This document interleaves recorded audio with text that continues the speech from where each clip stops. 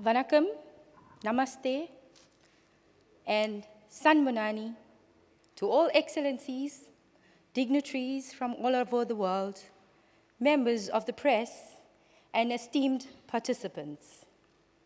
Firstly, I would like to thank the Tamil World Economic Conference organizers, especially Mr. Sampath and Mr. Logi Naidu, for giving me this opportunity to speak at this event.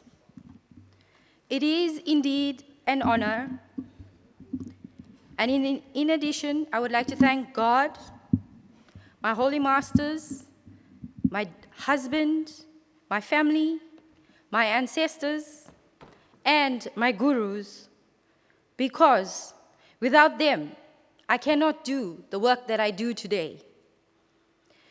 Here in South Africa, people are wondering why is this Indian community doing so well and so successful? It is because we still believe in our culture to prepare us for life. Yes, believe it or not, when I visited India, I saw more of our Indian culture in South Africa being practiced than there. We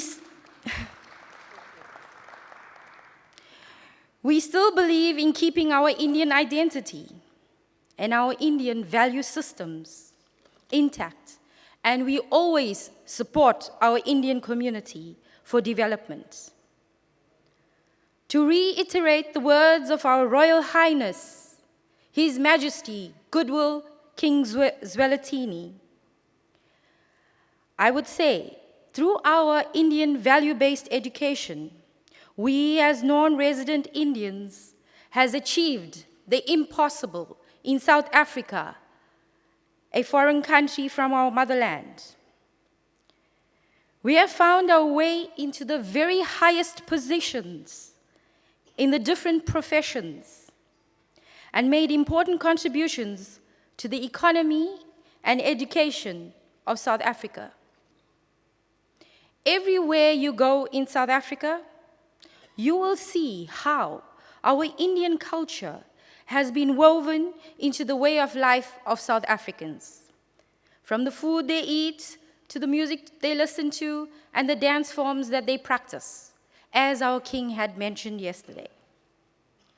This is due to the goodwill efforts of Our Majesty His Royal Highness Goodwill Zwelithini, our nation's forefathers, the great father of our nation, Nelson Mandela, and our spiritual guide, the great Mahatma Gandhi, and all their efforts. As Indians, we are proudly proud of our South African rainbow nation. And daily, we come together with our African brothers and sisters as a nation to develop our country socially and economically. This here economic conference is a very definite example of what the Indian community is capable of in uplifting the different communities of South Africa and the world. My name is Mrs. Shaamla Mudliar. Yes, when our forefathers came to South Africa, when they signed on the ships and when they came here, the spellings all changed. A Mudliar even signed as governor. So you'll find a lot of governors as well in South Africa.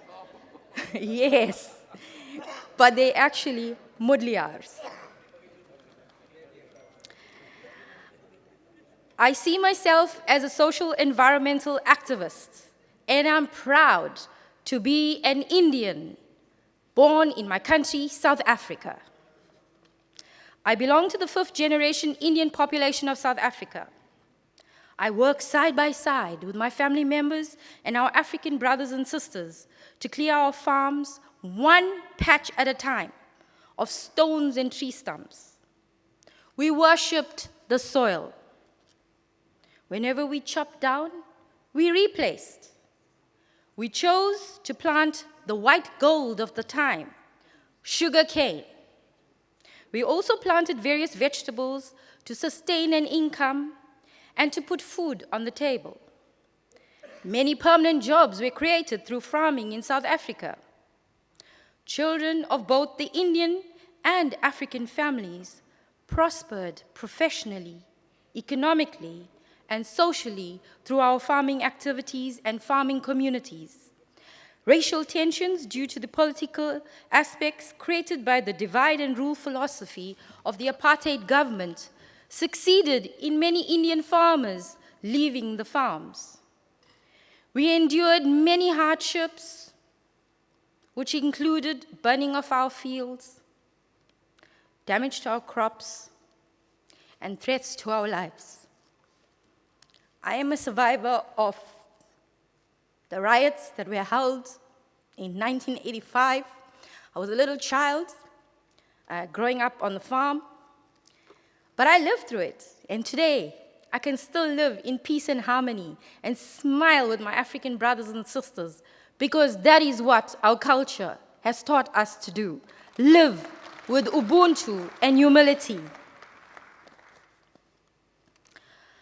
Many African and Indian families were left without jobs or an income. This drastically plunged the entire community back to poverty in some areas in Inanda. Many farm workers migrated to the city for work. They brought back modernization and Western influences, which is what is actually happening in India today. I've seen a lot of modernization.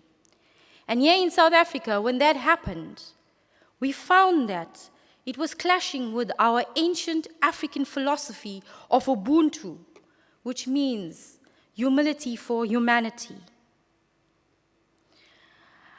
Even though Indians were always faced challenges and obstacles, every time we went down, you found us rising up like the golden phoenix from the ashes.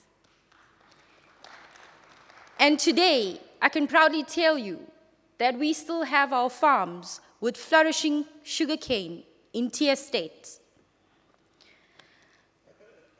However, it creates seasonal jobs, which still keeps the African community and the people that's still living there in poverty. So we still have to reach out to them. The hardships that our Indian communities faced helped shape our future in this country. As South African Indians, we still persevered to aspire to the goals set by our forefathers and great leaders like Mahatma Gandhi and Nelson Mandela. Education, knowledge, and wisdom that was given to us by our forefathers was our savior.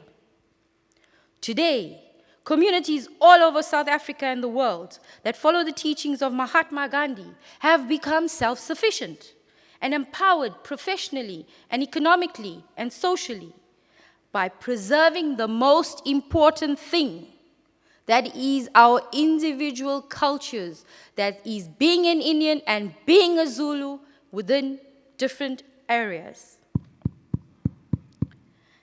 Okay. I persevered to study through a bursary for education. I became the first non-white person to be awarded a solid gold medal for education studies in South Africa. Today, I play a prominent role in education. I started as a teacher, became a lecturer, finally an auditor. I was privileged to be chosen as one of the first lecturers to address the problem of poverty alleviation and employment creation in the tourism industry for mostly the non-white population. When I was asked to head a tertiary level institution, the KwaZulu-Natal Tourism Training Center. At the same time, I became a member of the Sukio Mahikari organization. Through tourism development, education programs, and Sukio Mahikari, universal laws of life, we were able to empower many of the low and middle class families of South Africa to become self-sufficient. Areas like Pongola, Zululand, St. Lucia, etc. I was very privileged to teach and guide our Ndabazita Mageba, which is the big father of King Goodwill Zwelithini in the North Coast. And a lot of tourism development was done via my guidance to many field workers. Today, tourism is identified as South Africa's lifeline for economical survival. We have forgotten to give back to the poor, poverty-stricken communities who put their time and effort to design tourism products. Little or no maintenance led to neglect and damages to many tourism areas. This is where you important people come in. You can identify... Hello? Time. Time. Okay. Later? Another time. 2 minutes. 2 minutes. 2 minutes? Yes. Okay. In our search for innovative ideas, we came across the organization that I belong to, Isukyo Maikari, and we came across doing environmental care and poverty alleviation. And we have identified the vetiver grass as our flagship. We don't want industry to actually take over and monopolize this. We want the rural people to take care of it. Vetiver is used worldwide for soil erosion, phytoremediation, soil and water purification, recharging of groundwater, oil extraction for perfumes, soil, etc. We've worked with the TVNI, that is the International Vetiver Organization. We've brought back Thailand trainers to South Africa, and we've trained them using the vetiver grass to make handicrafts. Our Ashok Ji from India is also in charge of the India Vetiver Network. And for those of you who want to learn more about this enterprise, later I would be able to play some videos for you, and it will play during the lunchtime of what we have.